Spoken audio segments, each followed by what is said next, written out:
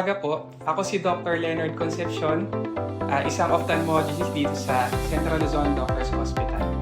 Ngayong Agosto, ipinagdiriwang natin ang Sight Saving Month. Bilang bahagi ng ating advokasya para sa kalusugan ng ating mga mata, tatalakayin po natin ngayon ang tungkol sa sakit na glaucoma. Ano nga ba ang mga common questions about glaucoma? Tatalakayin natin ito isa't isa. Ano ang glaucoma at paano ito naapektuhan ng ating paningin? Ang glaucoma ay isang sakit sa mata na kung saan nagkakaroon ng sira or damage ang optic nerve o yung pinakaugat ng mata. So kung titignan natin yung aking model eye, so ito yung harap ng mata, okay? Ito yung likuran ng mata. So may nakikita tayo dito na parang malaking tangkay. No, ito yung part ng optic nerve na sinasabi ko, yung pinakaugat ng mata. So, importante ito kasi yung optic nerve ang nagpapadala ng picture, yung nakikita ng mata, papunta sa brain. Okay? Parang cable ng TV. So, kung isipin natin yan. Okay? So, ang nangyayari pala sa glaucoma, yung internal pressure ng mata ay tumataas. So, may pressure din po pala ang mata, hindi lang blood pressure, hindi lang parang tulad ng pressure ng gulong. No? So, kung bubuksan ko po yung model eye ko, okay, ito, yung internal pressure ng mata, nanggagaling siya sa parang liquid na tinatawag na aqueous humor. So yung liquid na yon, dito siya nagagawa sa ciliary body. Okay? Umiikot siya sa mata at nagde-drain siya dito sa kanal, sa side na to. Ang tawag dito, anterior chamber angle. So ang nangyayari sa glaucoma, nagkakaroon po ng pagtaas ng pressure kasi hindi nakaka-escape or nakaka-release ng pressure, okay, sa loob ng mata. So pag nangyari yun, imagine niyo parang dinadaganan natin yung optic nerve. So pag nagkaroon na po ng damage yung optic nerve, yung paningin natin ay maapekto. Ano ang mga palatandaan o sintomas ng glaucoma? Kadalasan, walang nararamdaman ng pasyente.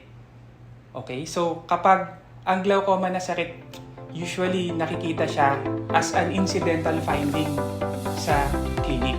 Ibig sabihin, nagpupunta ang patient sa clinic namin para ipacheck lang yung mata dahil for example malabo, masakit yung mata, or baka akala nila kailangan lang nilang magpasukat ng salamin. So, check namin po yung pressure ng mata, buong check-up sa mata yung gagawin.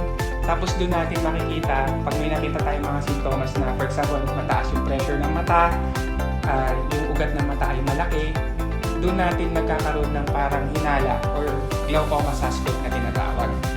Okay? So parang traitor siya na sakit sa mata kasi hindi siya nararamdaman agad-agad. Bakit? Kasi kapag nagkaroon ng damage ang paningin ng pasyente sa glaucoma, yung visual field o yung lawak ng sakop na nakikita ng mata, dahan-dahan siyang kumikitin.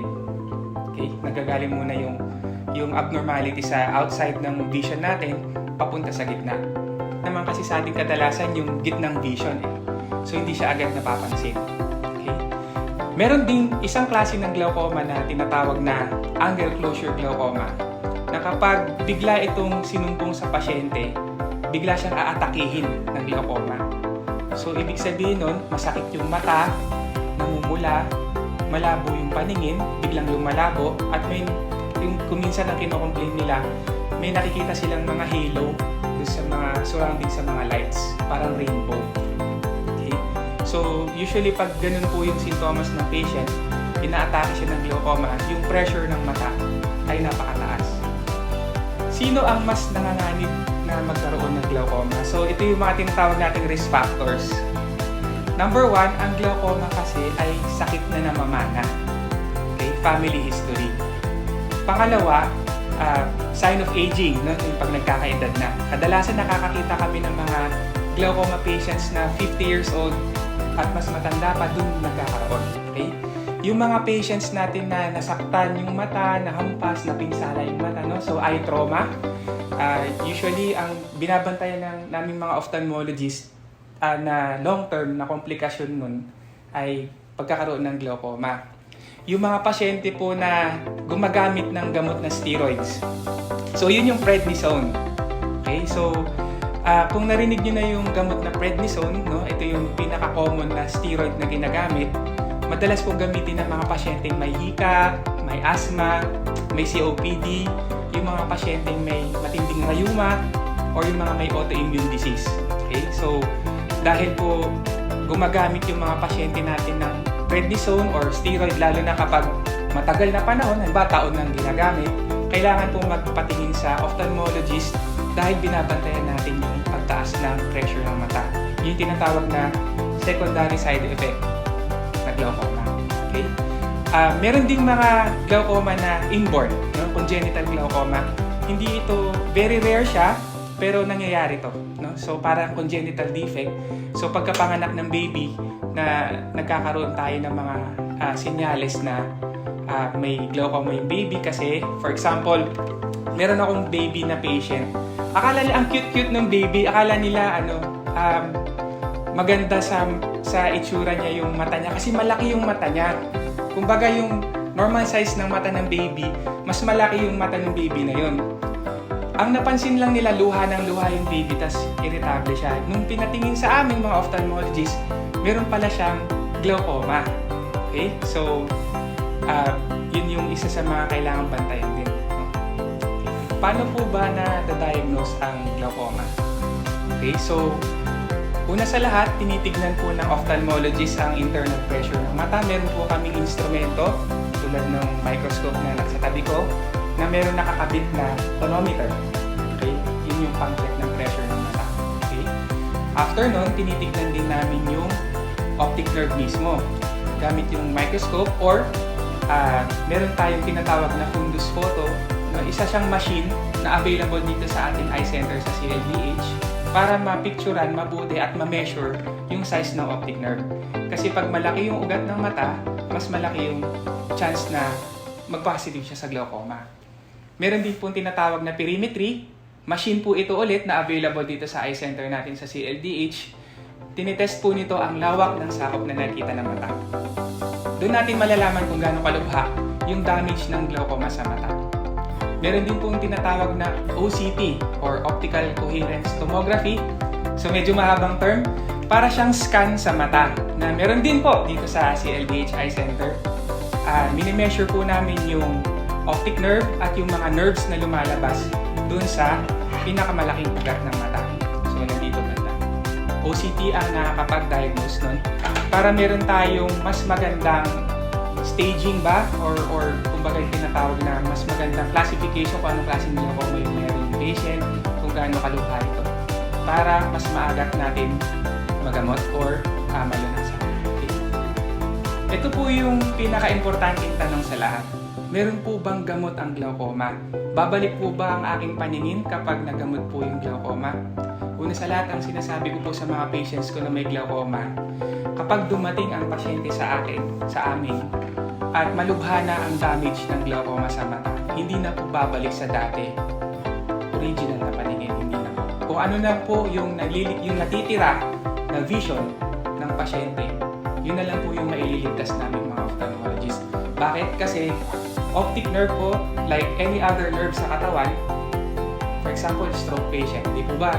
Pag may stroke yung patient, kapag naapektuhan yung part ng katawan niya, ano na siya? Permanently disabled na hindi na bumabalik sa original. Ganun din po yun. Wala pa po kasing gamot na naimbento para dito sa optic nerve para bumalik siya from damage. So, in short, kung ano lang po yung natitirang vision ng patient, yun po yung aming nasisave. Ang glaucoma po ay ginagamot namin sa pamamagitan ng mga eye drops or mga medications para bumaba yung pressure ng mata. Yun lang kasi po yung kaya namin kontrolin sa glaucoma. Kapag bumaba po yung pressure ng mata sa normal or dun sa gusto namin na level ng pressure, mahihinto po yung ongoing na damage ng optic nerve. Kung hindi sapat po ang gamot or pampatak, ginagawa po natin laser treatment. Ang laser machine ay available din po sa CLDH Eye Center. So, kadalasan po yung mga patients natin na may glaucoma na applicable ang laser, ini-schedule namin dito as outpatient po. Meron din pong tinatawag na operation sa glaucoma. Yung madalas po namin ginagawa dito ay trabeculectomy. Okay, ibig sabihin nun, sa mata, gumagawa na kami ng filter ng pressure dito sa bandang part ng mata dito, sa taas, para doon na po nagde-drain yung pressure ng mata. At ano po, good news dahil ang trabeculectomy ay kasama sa PhilHealth coverage. Pati yung laser sa mata ay kasama din sa PhilHealth coverage. Okay? Mas maganda rin po yung advantage natin kapag meron tayong PWD, ID at saka senior. Okay? So yung trabeculectomy na nabanggit ko na surgery, ginagawa din po namin dito sa CLDH Eye Center. Meron din pong mga special na surgeries para kumbaga halimbawa meron implant na nilalagay sa mata para mas maganda yung drainage ng pressure ng mata. Ginagawa din po ng ating glaucoma specialist dito sa CLDH Eye Center. Ang CLDH Eye Center po ay bukas Monday hanggang Friday. Nag-open tayo ng 8 a.m. hanggang 4 p.m. Yung mga ophthalmologist tulad ko ay everyday po dito. Meron kami mga sarili-sariling schedule ng operation, may sarili-sarili kami schedule ng laser at saka check-up. So para doon sa mga specific na schedule ng mga paborito nating ophthalmologist, pwede tayong pumunta sa ating website or pwede tayong tawag or kumontak dito sa Eye Center para mag-inquire tayo doon sa mga schedules. Okay, kumpleto po tayo ng mga gamit dito sa Eye Center at saka nandito naman po lahat yung staff natin para ma-accommodate kayo.